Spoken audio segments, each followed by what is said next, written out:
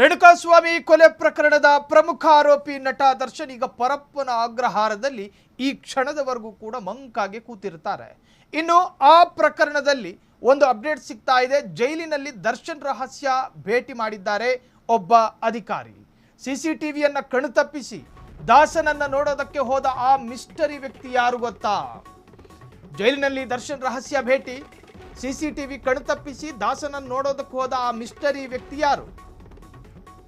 ಈ ಗುಪ್ತ ಭೇಟಿ ನಡೆದಿದ್ದು ಯಾವಾಗ? ಕತ್ತಲಲ್ಲೋ ಅಥವಾ ಅಧಿಕಾರಿಗಳ ಗೈರು ಹಾಜರಿಯಲ್ಲೋ? ಪಾಪ ದರ್ಶನ್ ಮಾಡ್ಕೊಂಡಿದ್ದ ಎಡವಟ್ಟಿಗೆ ಆತ ಶಿಕ್ಷೆ ಅನುಭವಿಸಿದ್ದೇ ಕಮ್ಮಿ. ಯಾರ್ಯಾರು ಮಾಡಿದ ಎಡವಟ್ಟಿಗೆ ಆ ಮನುಷ್ಯ ಶಿಕ್ಷೆ ಅನುಭವಿಸಿದ ಜಾಸ್ತಿ. ಅವರ ಕುಟುಂಬ ಸದಸ್ಯರೋ ಅಲ್ಲ. ಸಿಸಿಟಿವಿ ವ್ಯಾಪ್ತಿಯಿಂದ ಆ ವ್ಯಕ್ತಿ ತಪ್ಪಿಸಿಕೊಂಡಿದ್ದು ಹೇಗೆ? ಆ ವ್ಯಕ್ತಿ ಭೇಟಿ ಮಾಡಿದ್ದು ಎಲ್ಲೂ ಸಾಕ್ಷಿ ಇಟ್ಟಿಲ್ವಂತೆ. ಅಥವಾ ಇದೊಂದು ವ್ಯವಸ್ಥಿತ ಸಂಚೆ? ರೇಣುಕಾಸ್ವಾಮಿ ಕೊಲೆ ಪ್ರಕರಣದಲ್ಲಿ ನಟ ದರ್ಶನ್ ಜೈಲು ಸೇರಿದ್ದು. ಸದ್ಯ ಪರಪ್ಪನ ಅಗ್ರಹಾರ ಜೈಲಿನಲ್ಲಿರುವಂತಹ ನಟ ದರ್ಶನ್ ಅವರನ್ನು ನೋಡುವ ಹಂಬಲ ಇದೀಗ ಪೊಲೀಸರಿಗೆ ಮುಳುವಾಗಿದೆ. ನಿಯಮ ಮೀರಿ ದರ್ಶನ್ರನ್ನ ನೋಡೋದಕ್ಕೆ ಹೋದ. ಈಗ ಸಂಕಷ್ಟವನ್ನ ಮೈ ಮೇಲೆ ಎಳ್ಕೊಂಡಿದ್ದಾನೆ ಯಲಹಂಕ ಠಾಣೆಯ ಪೊಲೀಸ್ ಕಾನ್ಸ್ಟೇಬಲ್ ಗಣೇಶ್. ಅಯ್ಯೋ ಗಣೇಶ, ಯಾಕಪ್ಪ ಬೇಕಿತ್ತಿದ್ದು?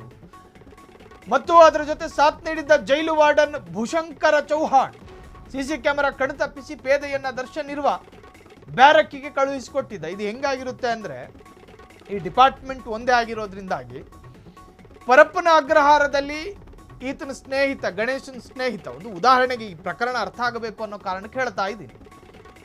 ಈ ಗಣೇಶನ ಸ್ನೇಹಿತ ಅಥವಾ ಸಂಪರ್ಕದಲ್ಲಿ ಇರೋರು ಯಾರಾದ್ರಲ್ಲಿ ಪೊಲೀಸ್ ಅಧಿಕಾರಿಯಾಗಿ, ಪೇದೆಯಾಗಿ, ಜೈಲಾಧಿಕಾರಿಯಾಗಿ ಇರ್ತಾರೆ.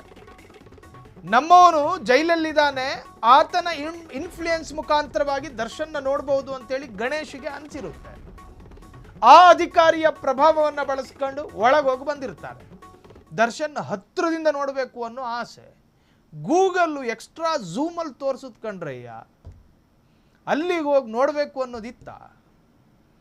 ಒಂದು ಕೊಲೆ ಆರೋಪಿಯನ್ನ ನೋಡಬೇಕು ಅನ್ನೋ ಹಂಬಲಕ್ಕೆ ಬಿದ್ದಿದ್ದು ಒಬ್ಬ ಸಾಮಾನ್ಯ ರಿಕ್ಷಾ ಚಾಲಕನಲ್ಲ, ಯಾವುದೋ ಒಂದು ಬಸ್ ನಿರ್ವಾಹಕನಲ್ಲ, ಪೊಲೀಸ್ ಅಧಿಕಾರಿ. ಒಬ್ಬ ಪೊಲೀಸ್ ಅಧಿಕಾರಿ ಅಂದ್ರೆ ಯಾರು?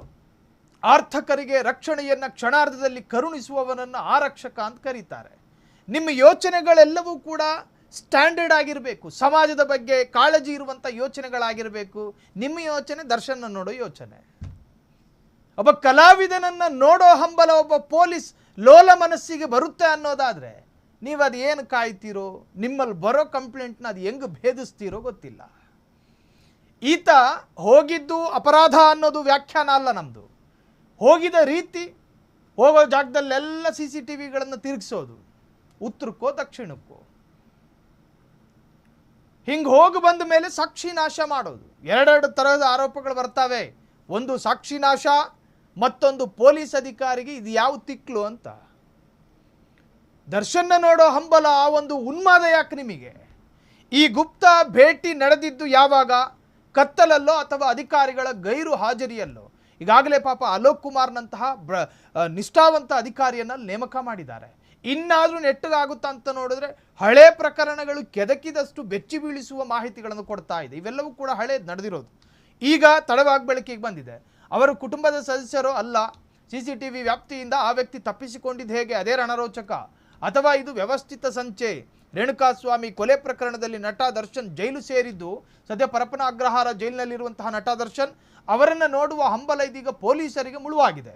ನಿಯಮ ಮೀರಿ ದರ್ಶನ್ನನ್ನ ನೋಡೋದಕ್ಕೆ ಹೋದ ಯಲಹಂಕ ಠಾಣೆಯ ಪೊಲೀಸ್ ಕಾನ್ಸ್ಟೇಬಲ್ ಗಣೇಶು ಮತ್ತು ಸಾಥ್ ನೀಡಿದ jail warden Bhushankar Chauhan CC camera ಕಣ್ತಪ್ಪಿಸಿ ಪೇದೆಯನ್ನ ದರ್ಶನ್ ಇರುವ ಬ್ಯಾರಕ್ಗಳಿಗೆ ಕರೆದುಕೊಂಡು ಹೋಗಿದ್ದಾರೆ. CCTV ದೃಶ್ಯಾವಳಿಗಳನ್ನು ಪರಿಶೀಲಿಸಿದಾಗ ಈ ಕರ್ತವ್ಯ ಲೋಪ ಬೆಳಕಿಗೆ ಬಂದಿದೆ. ಈ ವಿಚಾರ ತಿಳಿದ DGP ಅಲೋಕ್ ಕುಮಾರ್ ಇವರ ವಿರುದ್ಧ ಶಿಸ್ತು ಕ್ರಮ ಒದಗಿಸುವಂತೆ ಅಥವಾ ಜರುಗಿಸುವಂತೆ ಆದೇಶಿಸಿದ್ದಾರೆ ಮತ್ತು ಚಾಮರಾಜನಗರ ಕಾರಾಗೃಹಕ್ಕೆ ಎತ್ತಂಗಡಿ ಮಾಡಿದ್ದಾರೆ. ಗಣೇಶನಿಗೆ ಇವೆಲ್ಲ ಬೇಕಿತ್ತಾ ಅನ್ನೋ ಪ್ರಶ್ನೆಗಳು ಕಟ್ಟ ಕಡೆಯದಾಗಿ ಕಾಡದೆ ಇರದು. ಕ್ಷಣ ಕ್ಷಣದ ಸುದ್ದಿಗಳಿಗಾಗಿ ಫ್ರೀಡಂ ಟಿವಿ ಸಬ್ಸ್ಕ್ರೈಬ್ ಮಾಡಿ, ಲೈಕ್ ಮಾಡಿ ಹಾಗೂ ಫಾಲೋ ಮಾಡಿ. ಹೊಸ ಸುದ್ದಿಗಳ ನೋಟಿಫಿಕೇಶನ್ಗಾಗಿ ಬೆಲ್ ಐಕಾನ್ ಮೇಲೆ ಕ್ಲಿಕ್ ಮಾಡಿ.